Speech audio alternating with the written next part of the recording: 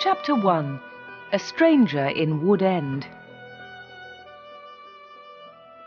On Saturday the 31st of October 1964, a man arrived in the village. It was late in the evening. He was looking for somewhere to stay the night. He knocked at a door, and a woman opened it.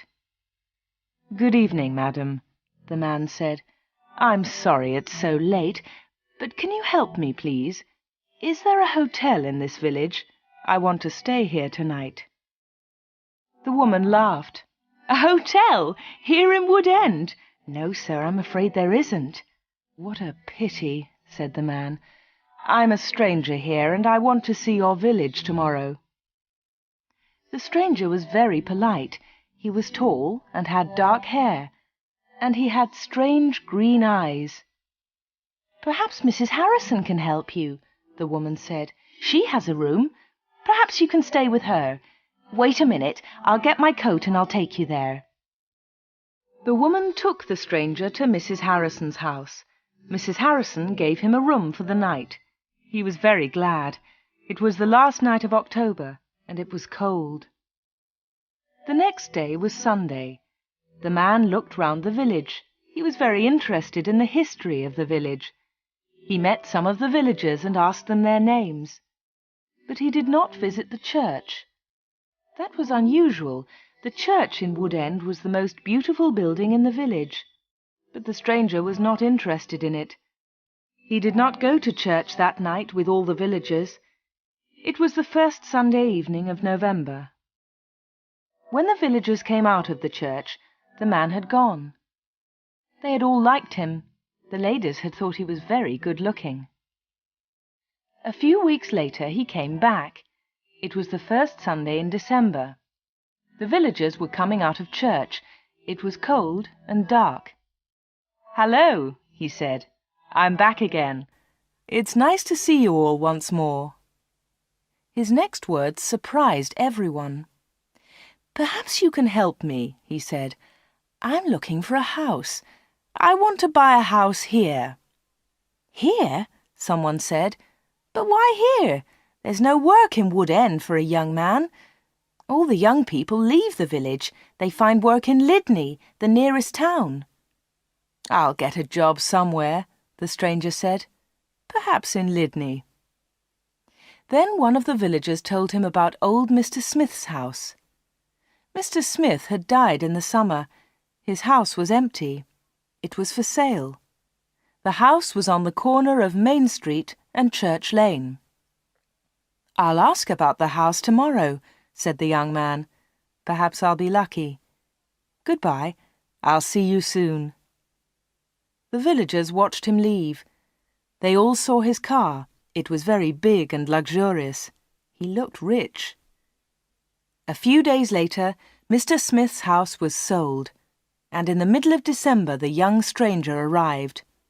He moved into the house and worked very hard. He fixed the roof. He repaired broken windows. He painted and decorated. He changed the whole house. But there was a big surprise for the villagers.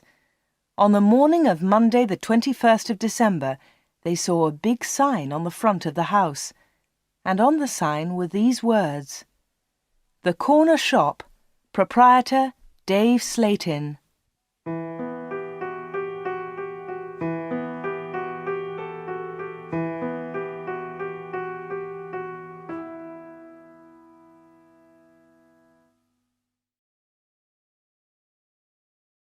Chapter 2.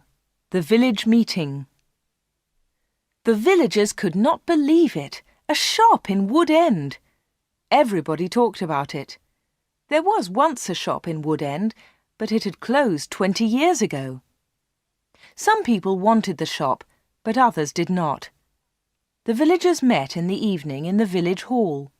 Everybody was there. Everybody was interested in the new shop. "The corner shop is a good idea," someone said. "We need a village shop. We won't need to go to Lydney." Then Mrs. Harrison spoke.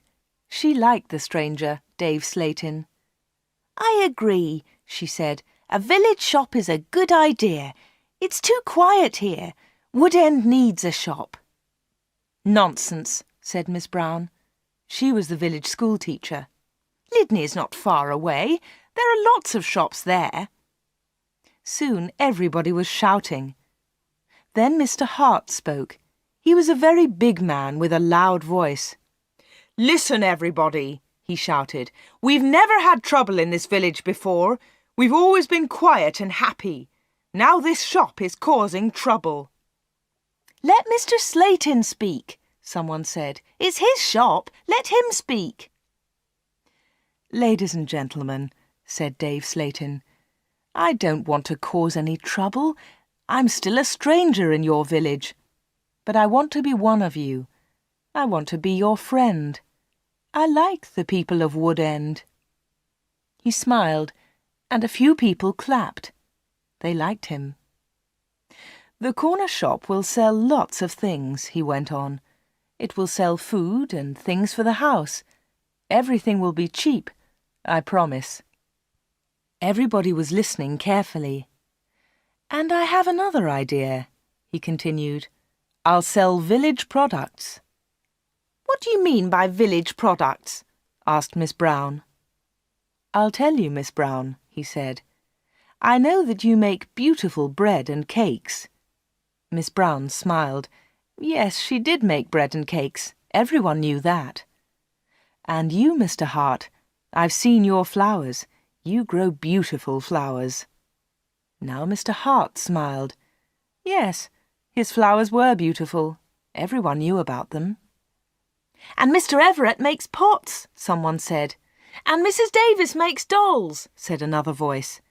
"And I do paintings of the village," said old Miss Lucy Gray. "Yes," said Dave, "you can all do something. You villagers are clever. You make lots of things. We can sell them to the tourists. In the summer, Wood End can make a lot of money." "But what about the money?" said Mr. Hart. "How will you pay us?" "That's a good question," said Dave. "And here's the answer.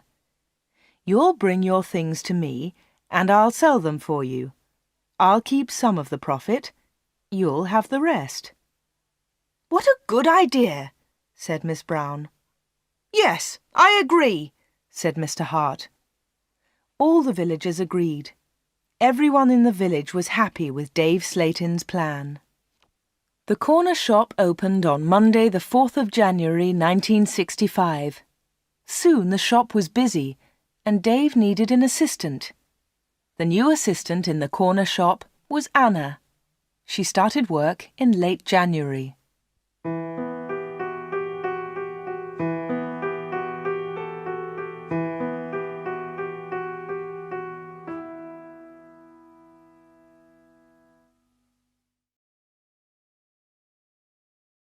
Chapter 3. The Corner Shop. Dave Slayton kept his promises. Things at the shop were good and cheap. "How does he do it?" asked Mrs. Harrison. "It's winter, but he's selling lots of fruit and vegetables, and they're cheap. I never go to Lydney now." The other villagers agreed. The corner shop was a success, and Dave seemed happy. He paid Anna good wages. Sometimes her friend Peter helped at the shop, and Dave gave him money too. Dave advertised in newspapers, and the village products sold well. People from Lydney came to the corner shop. There were lots of visitors, and Wood End became more interesting. The villagers were surprised, but pleased. They were making a lot of money. Dave lived alone in a flat above the shop. He was very popular in the village, but no one ever went to his flat. No one ever saw inside it. At the bottom of the stairs there were 2 doors. One led into the stockroom. The other door had a notice on it. "Special orders only. Keep out." The door was always locked. Anna never went into the special orders room. "Why do you lock that room, Dave?" Anna asked one day. "What's in there?" "It's for special orders," he replied. "Big orders." "But you won't get any big orders in Wood End," said Anna. Dave said nothing. He did not want to talk about that room.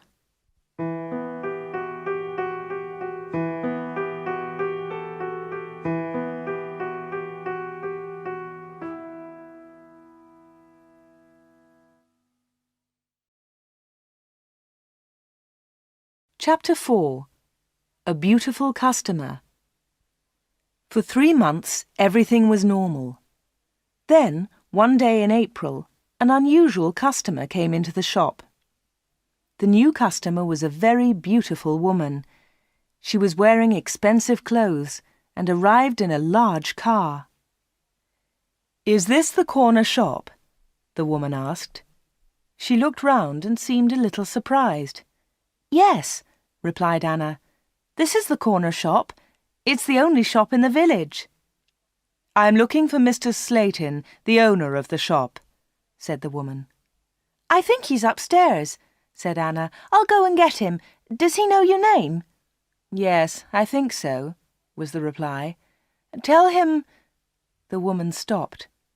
"Tell him Miss Gordon is here, Miss Greta Gordon." Anna was amazed. "Are you Greta Gordon, the film star?" "Yes, that's right." The woman smiled, but she was nervous. "Wait a minute," said Anna. "I'll tell Mr. Slayton that you're here." Anna ran to the bottom of the stairs and called, "Dave! Dave! There's someone to see you." "Who is it?" asked Dave from upstairs.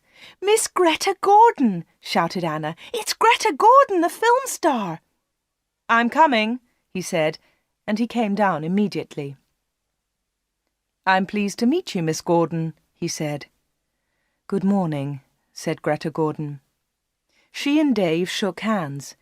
She had beautiful hands, and she was wearing beautiful diamond rings. Anna had never seen so many diamonds before.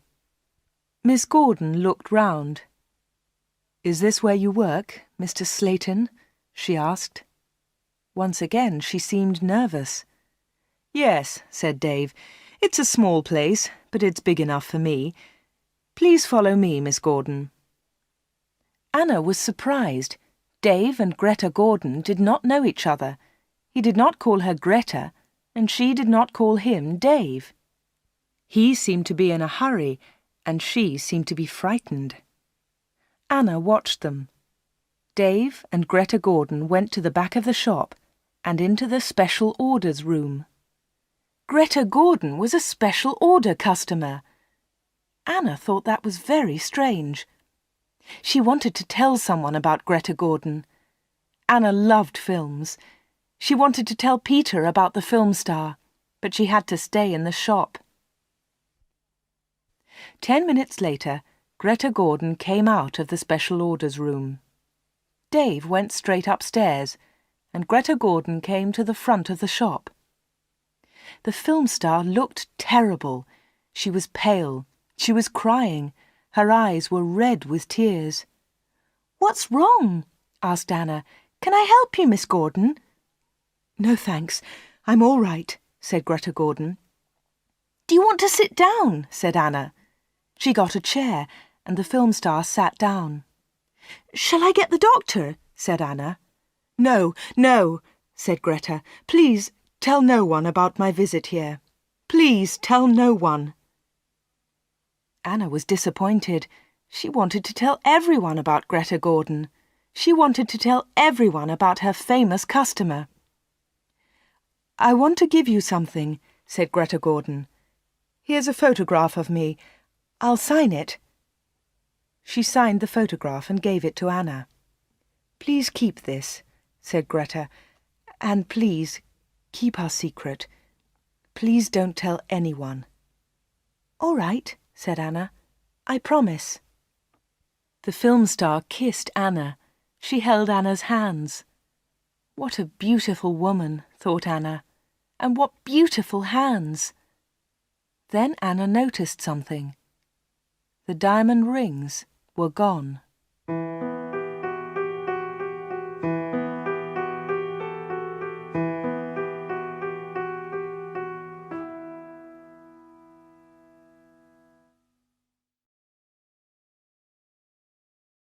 Chapter 5. A page in film news. Dave never talked about Greta Gordon. He never talked about her visit to the corner shop. One day, Anna asked him about the film star. "How do you know Greta Gordon?" said Anna. "Is she a friend of yours?" "I don't want to talk about her," Dave replied. "She was a special order customer. Don't ask any more questions about her, Anna." So Anna did not ask any more questions. She did not ask about Greta Gordon's special order, and she did not ask about the rings. Anna kept her promise. She never told anyone about the film star. Soon it was spring. Anna and Dave were busy. Mr. Hart brought lots of flowers to the corner shop, and Anna sold them to the tourists. There were lots of tourists that year. In May, Peter asked Anna to marry him. She said yes. They became engaged. They planned to get married in the following year. Now they needed money, so they worked hard and they saved. They were very much in love. On Saturdays, Peter played football or cricket, and Anna often went to the cinema in Lydney. He enjoyed sports, and she loved watching films. One day, Anna was reading Film News. This was a magazine about film stars. She turned the pages. There was a picture of Greta Gordon. Anna was pleased. What a surprise! Beautiful Woman was going to be a big film, and now Greta Gordon had the star part. Anna wanted to tell Peter about Greta, but she kept her promise. She did not tell anyone. But she did show Film News to Dave Slayton. "Look, Dave," she said, "here's a story about Greta Gordon. Isn't it great? She's got the big part in Beautiful Woman." Dave looked at the magazine. "Greta Gordon will star in Beautiful Woman." The star of Beautiful Woman was Joanna Lee, but Miss Lee has broken her arm. "I don't know what happened," said Miss Lee. "I was in my bedroom. I slipped and fell." Greta Gordon will now be the star of Beautiful Woman. "I'm so lucky," Greta told us yesterday. "I've always wanted the part. I can't believe it." "I don't know anything about films," he said. "Is Greta Gordon a big star?" Anna laughed. "Big star? Yes, she is. She's terrific." Dave didn't seem interested. "I hope she's happy with her big part," was all he said.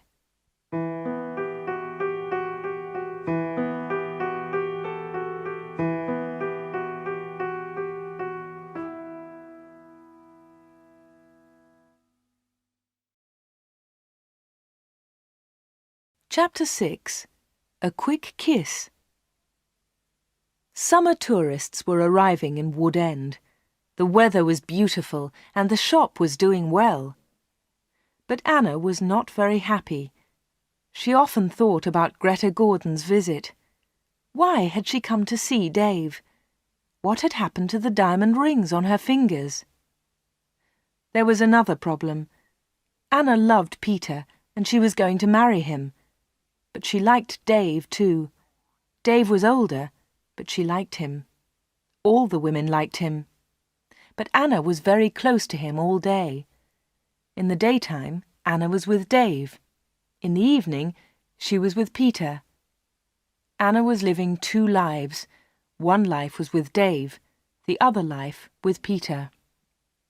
Then one Friday, Dave surprised Anna.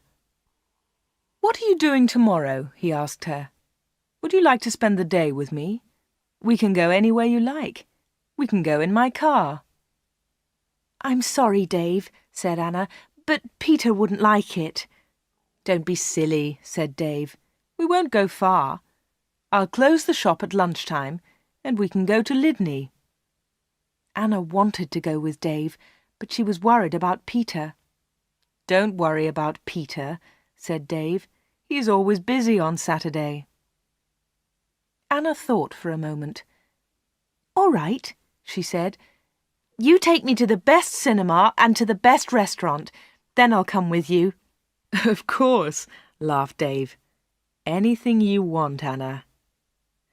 So the next afternoon, Dave and Anna went together to Lydney. They had a good time. Dave bought Anna a new, expensive dress. Then they went to a cinema and afterwards to a restaurant. Peter played cricket that Saturday. He never knew about Anna's day with Dave. He was playing in another village and returned to Woodend very late. Dave and Anna were also very late. Dave stopped his car near the corner shop. The night was warm. "Thanks, Dave," said Anna. "It was a lovely day." "I enjoyed it too," said Dave. He put his arm round her shoulders and kissed her. It was a quick kiss, but for Anna, it was wonderful.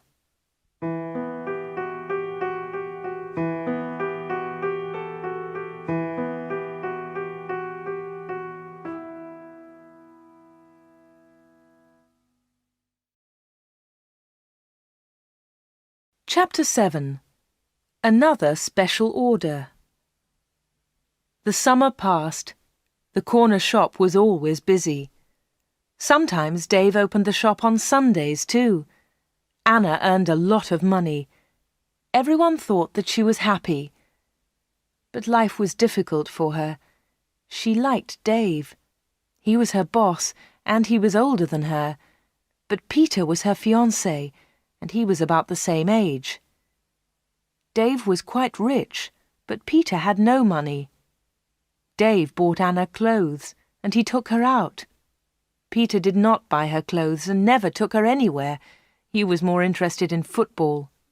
Anna did not like football. Now it was September. Peter played football every Saturday. One Saturday there was a big football match on television. Mr. Hart had the biggest television in the village, and he invited some people to his house. He invited Peter and Anna. On Friday, the day before the match, Anna was working in the shop all day.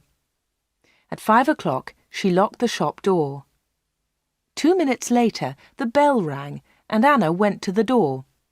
There was a young man outside. He was carrying a small case. "Hello," she said. "Can I help you?" "I hope so," said the young man. "I want to see Mr. Slayton." "I'm afraid that the shop is closed now," said Anna. "We're open tomorrow morning." "But I've got an appointment," said the young man. Then Dave spoke behind Anna. She hadn't seen him. "Yes, I've been waiting for you," said Dave. "You're late." "I'm very sorry, Mr. Slayton," said the young man. "I was—" Never mind," said Dave rudely. His rudeness surprised Anna. The young man seemed afraid. "But can you see me now?" he asked. "Yes," said Dave. "Come in." Dave turned to Anna. "Anna, it's after 5 o'clock. You can go home now." "I won't be long," said Anna. Dave was angry. "Hurry up and go home," he said. But Anna wanted to stay. She wanted to know about the young man. The young man followed Dave to the back of the shop and into the special orders room. Another special order, another special customer. Anna waited. But soon it was 5:30. Anna put her coat on and left the shop. She closed the door very loudly. Then she went round the corner and waited. Soon there was a noise. The young man was leaving the shop. Anna could not see him, but she could hear him. He was speaking to Dave. "Are you sure?" said the young man. "What do you mean?" asked Dave. "Is this the only way?" said the young man. "Yes, it is," said Dave. "Don't worry, everything will be all right. Goodbye." Anna heard the shop door close. She came round the corner and saw the young man. He was walking quickly to his car. Anna noticed immediately that he was not carrying his case. She followed him. "Excuse me," she said, "you've forgotten something. You've left something behind." The young man turned round. Anna stopped. Suddenly she was frightened. The young man's face was white. It was white with fear. "Please go away," said the young man. "Leave me alone. I want to go home. Leave me alone." He got into his car and drove off. Anna stood in the street and watched him. She was thinking. Why had the young man come to the corner shop? What was his special order? And why had he left his small case with Dave Slate in?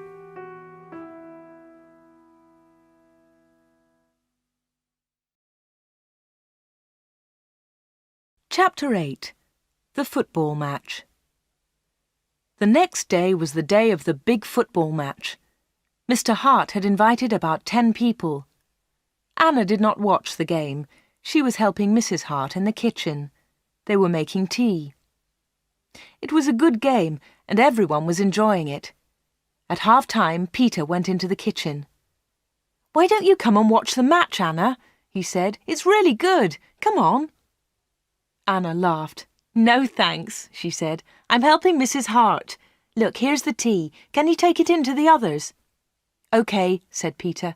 "It's a terrific match. Mike Bailey scored a great goal." Peter took the tea into the sitting room, and the second half of the match started. The second half was very exciting. Mike Bailey scored another goal after 20 minutes. The score was 2-0. Then the other side scored 2 quick goals. It was 2-2. There were only 5 minutes of the match left. "Come on," shouted Peter. "Come on, Mike, let's have another goal." In the last seconds of the match, Mike Bailey scored the winner. It was his 3rd goal of the match. But something was wrong. The other team's goalkeeper was injured. Bailey had been very near the goalkeeper, and he had kicked the ball very hard. The ball had hit the goalkeeper's neck. Mrs. Hart and Anna came in from the kitchen. "What's happened?" said Anna. "What's wrong?" "It's Brian Thomas, the goalkeeper," said Peter. "He's injured." It was serious. The goalkeeper had broken his neck. Later they all watched the news on TV. They saw pictures of Mike Bailey's 3rd goal. It was a great goal. They saw the ball hit the goalkeeper. It was an accident. The TV announcer said, "And now over to our sports studio for an interview with Mike Bailey." They all watched the interview. The TV showed a picture of Mike Bailey and the interviewer. "Mike," said the interviewer, 3 goals in 1 match. How do you feel about that?" But Mike Bailey said nothing. He could not speak. He tried to speak, but he could not. It was terrible. The interviewer tried another question. "Let me ask you about the 3rd goal, Mike. It was a great goal, but how do you feel about the injury to Brian Thomas?" It was a silly question. The injured goalkeeper would never play football again. Mike Bailey said nothing. He looked very ill. When the interview ended, Mr. Hart turned off the TV. No one noticed that Anna had left the room. Mike Bailey had looked frightened. Anna was frightened too.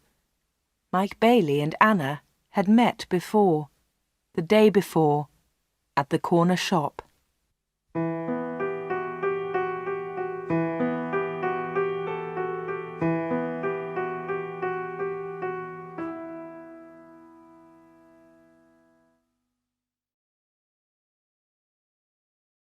Chapter 9. A Secret Weekend. Anna did not know what to do. She was only 17, but sometimes she felt much older. She wanted to ask Dave about Mike Bailey and Greta Gordon. She wanted to know about special orders. She decided to wait. One day, Dave and Anna were alone in the shop. "How's Peter?" asked Dave. "He's fine, thanks," said Anna. Dave smiled. "Is he still playing football?" "Of course he is," said Anna. Dave laughed. "You don't see him very much, do you, Anna?" "I see him 3 or 4 times a week," said Anna. "What about weekends?" Dave asked. Anna replied quickly, "I don't see him much at weekends. He plays football then." "When are you getting married?" asked Dave. "I don't know," she replied. "We haven't decided yet. Perhaps next year." "That's a long time." Dave smiled at Anna. Anna felt afraid. She also felt excited. She didn't know why. "Sometimes you're bored, Anna, aren't you?" said Dave. He looked into her eyes. "Yes," said Anna, "that's true." "Why don't you come away with me for a weekend?" said Dave. "We can go to London." A weekend in London! Anna had only been to London once for a day. Anna was excited, but she was also afraid. "I don't know," she said. "I must think of Peter." "Oh, forget him," said Dave. "He'll never know. Come with me and we'll go to the best shops. We'll go to the best cinema. Will you come with me?" Anna said nothing. Suddenly she had an idea. She looked at Dave. "Perhaps I'll come with you," she said. "Good," said Dave. "That's great." "But first," said Anna, "I want to ask you something." "What do you want to know?" he said quietly. "I want to know about your special orders." "Very clever," said Dave. "You're a village girl, but you're very clever, Anna." "Village girls aren't stupid," said Anna. "Now tell me about your special orders, then I'll come to London with you." Dave was angry. "One question. You can ask me one question," he said. Quickly, Anna asked, "Why do people come to you? Why—" "One question! Only one!" shouted Dave. "All right," said Anna, "but don't shout. Tell me, why do people come to see you?" Dave thought about his answer. He spoke quietly. "They come for help," he said. "They need help, and I sell help to them. That's all." Anna didn't understand. "What sort of help?" she asked. "One question!" shouted Dave. "I've answered your question." Anna said no more. She and Dave had made an agreement. Anna had asked her question. Dave had answered it. Dave had invited Anna to London for the weekend, and Anna went with him.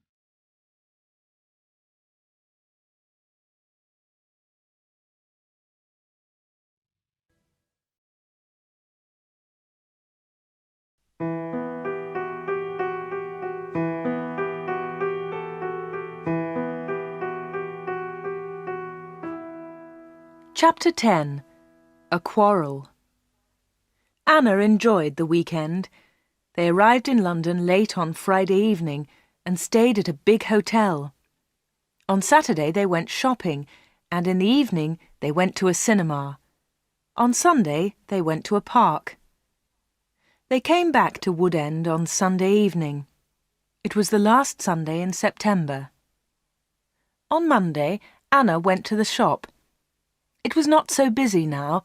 Summer was over. Most of the customers were villagers. It was a cold autumn. On Monday evening, Peter came to see Anna. "Hello," said Anna. "Did you win on Saturday?" "No," said Peter. "We didn't win, and I didn't play." Anna was surprised. "You didn't play? Why not? What was wrong?" "I didn't feel very well on Saturday morning. I stayed in Wood End. I was in the village all weekend." Anna's face was red. Her voice was quiet. "Are you feeling better now?" she asked. "No," said Peter, "and you know why." Anna tried to look surprised. "Me?" she said. "Oh, Anna," said Peter, "you know what's wrong. It's you and Dave Slatin." "What do you mean, me and Dave Slatin?" said Anna quickly. "You went away with him on Friday evening. Someone saw you in Dave's car."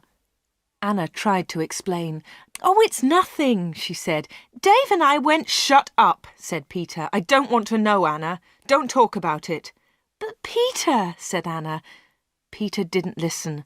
I know he's got a lot of money. He can take you to places. He's from a big city. I'm a poor village boy, Anna. But you must choose. You must choose between Dave and me. You can't have both of us." "I know that, Peter," said Anna, "and I don't want both of you. But listen, Peter, I want to tell you about Dave. There's something very strange about him." "Dave, Dave, Dave," Peter shouted. "You talk about him all the time. I don't want to hear his name again." Peter turned round and walked out of the room. He left Anna's house. Now Anna was alone. She was very unhappy. She wanted to talk to Peter. She wanted to tell him about Dave. She wanted to tell him about Greta Gordon and about Mike Bailey. But Peter had left her.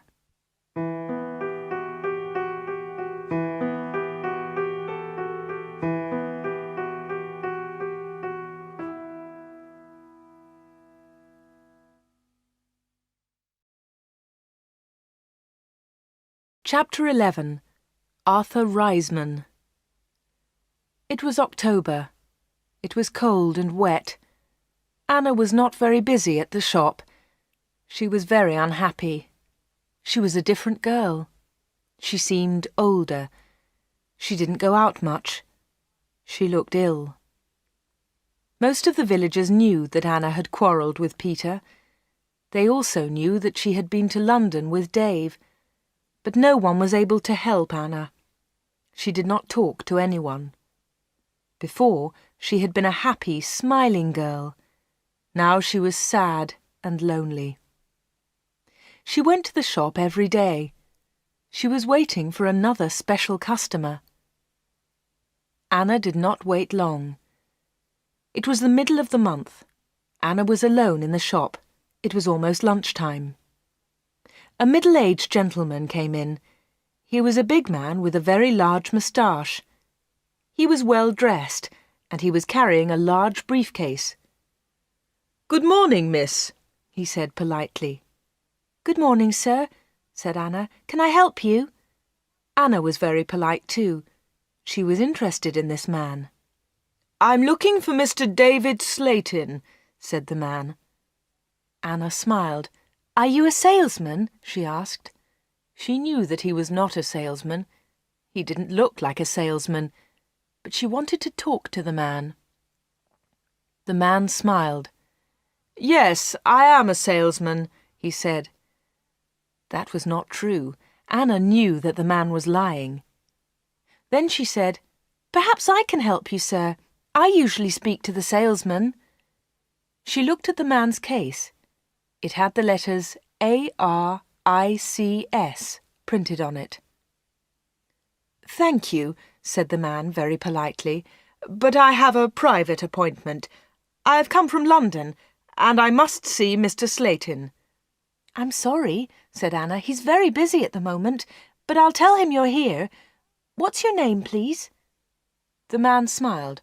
"Roberts," he said. "Arthur Roberts." Anna went to the back of the shop. Dave was coming down the stairs. "There's a man in the shop," said Anna. "He wants to speak to you." "Thanks," said Dave, and he went to the front of the shop. "Good morning, Mr. Riseman," said Dave. "I'm pleased to meet you." Anna listened. Riseman! The man's name was Riseman, not Roberts. What a liar! The man did not look at Anna. "I'm pleased to meet you, Mr. Slatin," the man said. "Please come with me," said Dave. Mr. Riseman followed Dave. They went into the special orders room. A minute later, Dave came out. He came to the front of the shop. "It's lunchtime, Anna," he said. "You can go home now." "Thanks, Dave," said Anna. "I'm going in a few moments." Dave went back to the special orders room. Anna did not leave the shop. She waited. Anna wrote down the letters ARICS. She understood AR, Arthur Riseman, but she did not understand ICS. At 1:30, Anna heard noises. Mr. Riseman was leaving. Dave was talking. "Thank you, Mr. Riseman," said Dave. "And thank you," said Mr. Reisman. "You have helped me a lot." "Good," said Dave. "Goodbye, Mr. Reisman. My assistant isn't in the shop, but you can open the door. Goodbye." Dave went upstairs, and Mr. Reisman came into the front of the shop. Anna was sitting quietly in a corner. "Oh," said Mr. Reisman, "I thought you had gone home." "No," she said. "I decided to have lunch in the shop today." Anna and Mr. Reisman looked at each other. They didn't like each other. There was silence. Anna spoke first. "Would you like to buy some bread, Mr. Roberts?" she said. "Reisman, my name is Reisman," said the man. Anna smiled. "I'm so sorry," she said. "Would you like to buy some homemade bread, Mr. Reisman?" "It looks delicious," said Mr. Reisman. He was very polite again. "Yes, I'll take some, please. My wife will love it." "Here you are," said Anna. She put the bread in a bag. Then she said, "You can put it in your briefcase." "My briefcase?" said Mr. Reisman. "I haven't got a briefcase." "I think you've forgotten it," she said. "I'll go and get it for you." Anna moved towards the back of the shop. Mr. Reisman stepped in front of her. He held her wrists. He was very strong. "Listen to me," he said. "I don't want that briefcase. Leave it there." "All right," said Anna. "Please let me go. You're hurting me." Mr. Reisman let go of Anna and turned towards the door. He left the shop hurriedly. He hadn't taken his bread with him. Anna watched Mr. Reisman leave. Her hands were still hurting 5 minutes later.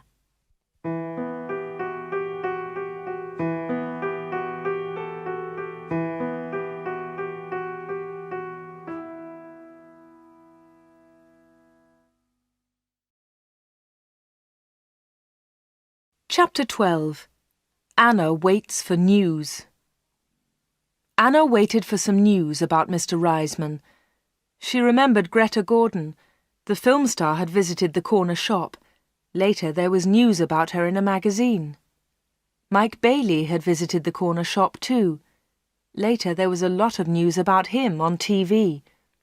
And now Mr. Reisman had visited the corner shop.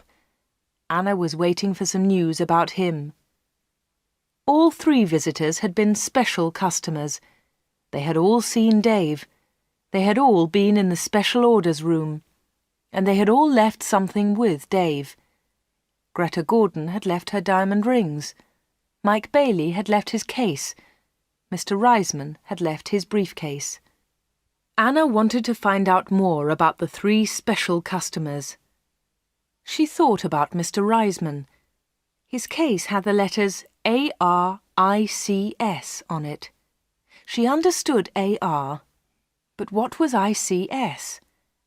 Perhaps Mr. Reisman was a businessman and ICS was his company. Anna looked in the newspapers, but she didn't find anything about ICS. She read the magazines. She listened to the radio. She watched TV. But there was nothing about ICS. Anna heard nothing. She saw nothing. Then she had an idea. She decided to go to London and find Arthur Reisman. It was a Friday. Early in the morning she left a note for Dave. She took the note to the shop. "Dear Dave," it said, "sorry I can't come in today. I'm going to Lydney. I'm buying some things for my wedding. Anna." The note did not tell the truth, but Anna didn't care. Anna took a bus to Lydney and then caught a train to London. She got to Paddington Station at midday. She got off the train and looked for a telephone box. The telephones were near to the entrance to the station, but the boxes were all full. She stood and waited.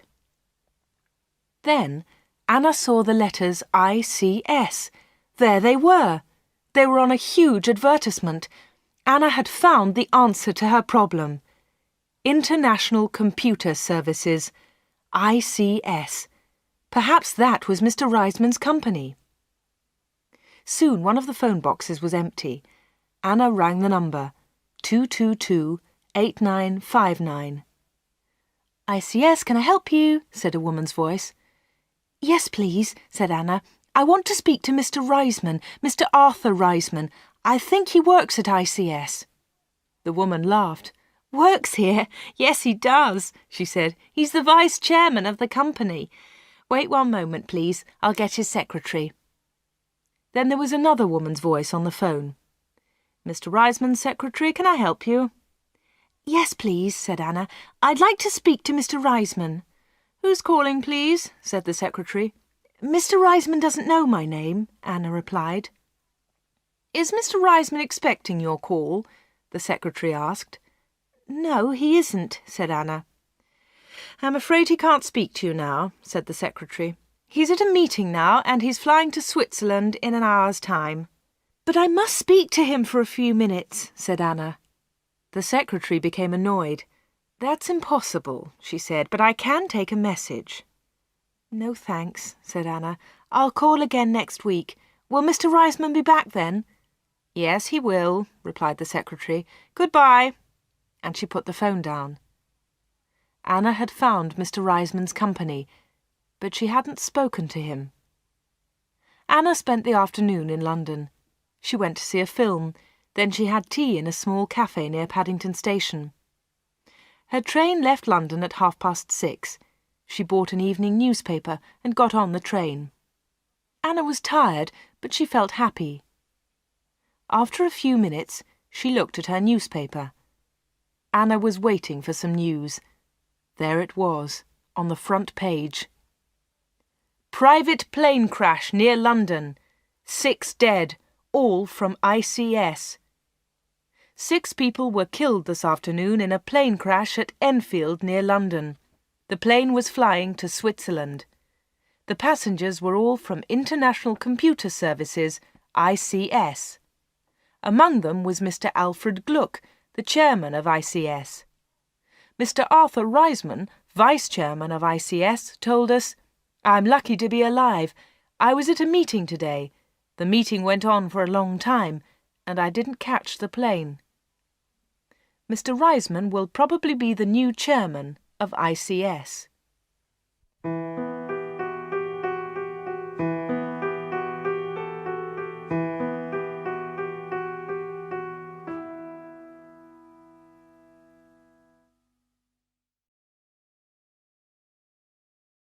Chapter 13.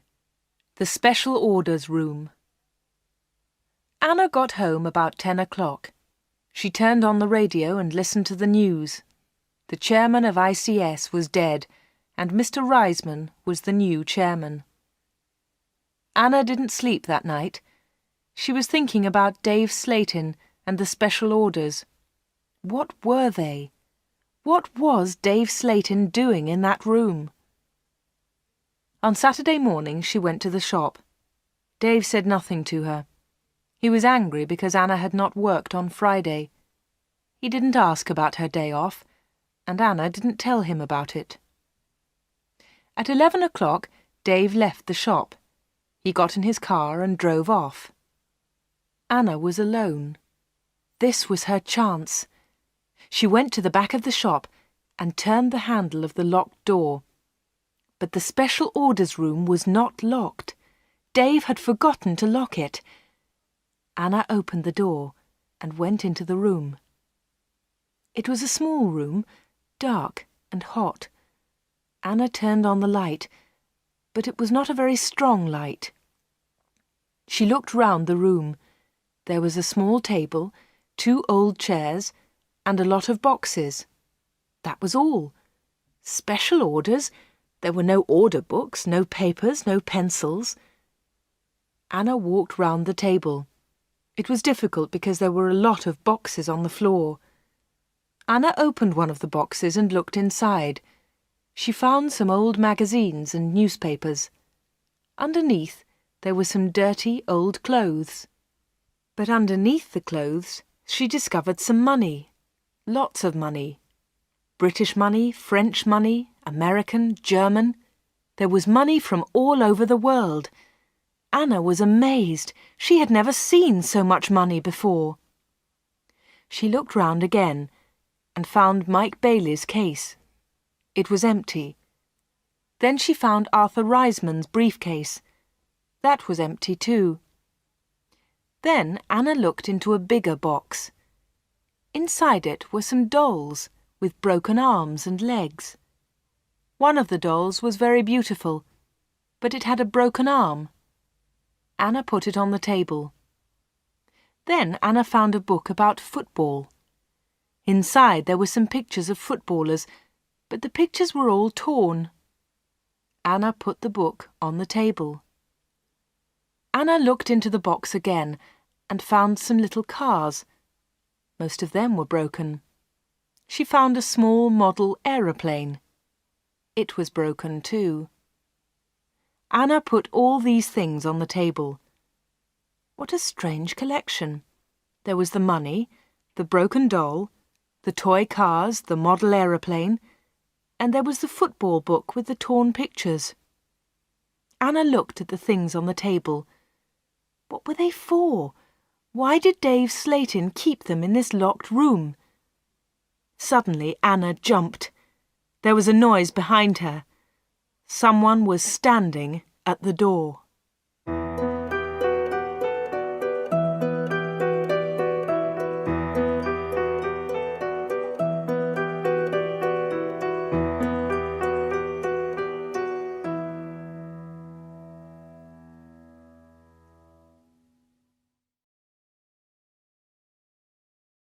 Chapter 14. The Special Customers. "What about the diamond rings?" said a voice. It was Dave Slayton. He was laughing. "I left the door open for you," he said. "I wanted you to go into this room this morning." Anna was frightened, but she tried not to show her fear. "You haven't found the diamonds," Dave said again. Anna remembered Greta Gordon's diamond rings. Were they in this room too? "Here," said Dave. He came into the room and picked up an old box. He took out the rings and threw them on the table. "They aren't yours," said Anna. "They belong to Greta Gordon." "They belong to me," laughed Dave. "She gave them to me." "But why?" asked Anna. "Why? Why did Greta Gordon give you those diamonds? And all this money? Who gave you the money?" "My special customers," said Dave. "My special customers gave me the money. It's mine now." "Mike Bailey and Mr. Reisman gave you all this money?" asked Anna. "Yes," said Dave. "You have seen some of my special customers, not all of them." "But why do they come?" Anna asked again. "These people come to me for help," replied Dave Slayton. "I help them, and they pay me." "But how do you help them?" asked Anna. Dave Slayton picked up the beautiful doll with the broken arm. "Do you remember Joanna Lee?" he asked Anna. Anna thought for a moment. "Joanna Lee?" she said. "Yes, of course I remember her. She's the actress who broke her arm. Greta Gordon got her part." "That's right," said Dave Slayton. "This doll is Joanna Lee." Anna felt more afraid. What kind of man was Dave Slayton? Dave Slayton pointed to a torn photograph in the football book. "Who's that, Anna?" he asked. Anna remembered the face. She had seen it on TV. "Brian Thomas," she replied. "He's a goalkeeper." "He was a goalkeeper," said Dave Slayton. Anna was terribly frightened now. Dave Slayton was an evil man. Dave Slayton moved close to Anna. He picked up the broken aeroplane. "And what do you think this is?" he asked Anna. Anna knew the answer, but she was too afraid to speak. Dave Slayton took Anna's arm and held it tightly. Anna tried to move away. Dave Slayton laughed and held Anna more tightly. "Listen, Anna," he said quietly. "I want you. I need you. Marry me, Anna. Don't marry Peter. Marry me." "No, no," she cried. "Let me go! Let me go!" "But Anna, you still don't understand," said Dave Slayton. "I have strange powers. I can give you everything you want." He looked into Anna's eyes. "And my children will have these powers too," he continued. "I will give you money and diamonds, and you, Anna, you will give me children." Anna was terrified now. She kicked Dave Slayton very hard, and he let go of her hand. Anna moved quickly. She ran out of the special orders room, through the front of the shop, and out onto the street. She ran all the way home.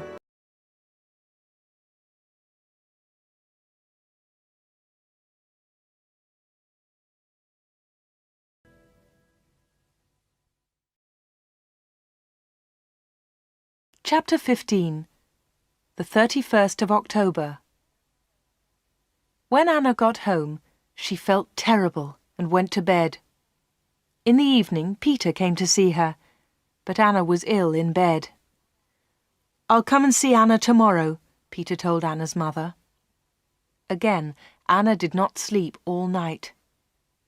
The next day, Sunday the 31st of October, was a terrible day for Wood End. Anna stayed in bed. She had a fever, and her mother phoned the doctor. The doctor came immediately. "Anna's very ill," said the doctor to Anna's mother. "I'm worried.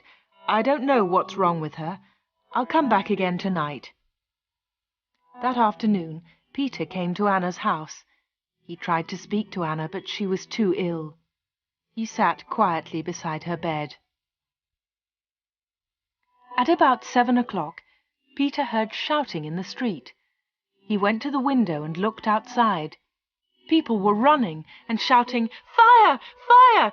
Fire! There's a fire at the corner shop!" Peter ran out of Anna's house and into the street. There was a big fire on the corner. The shop was in flames. Nobody could see Dave Slayton. "His car's here," said Mr. Hart. "Dave must be inside." Then the villagers saw him. He was standing at an upstairs window. "Jump, Dave!" they shouted. "Jump! Save yourself!" But Dave did not move. He was standing at the window, and he was laughing. Some of the women in the street started screaming. Mr. Hart tried to run into the shop, but the others pulled him back. Flames were leaping up from the shop. The flames reached Dave Slayton. The villagers saw that he was still laughing. That was the last time they saw him. The flames hid him completely. No one was able to save him, and no one ever saw him again.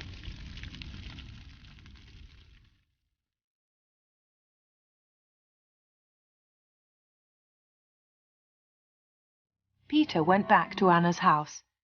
The doctor was in the kitchen, talking to Anna's mother. Suddenly, there was a scream. They ran upstairs to Anna's room. Anna was dead.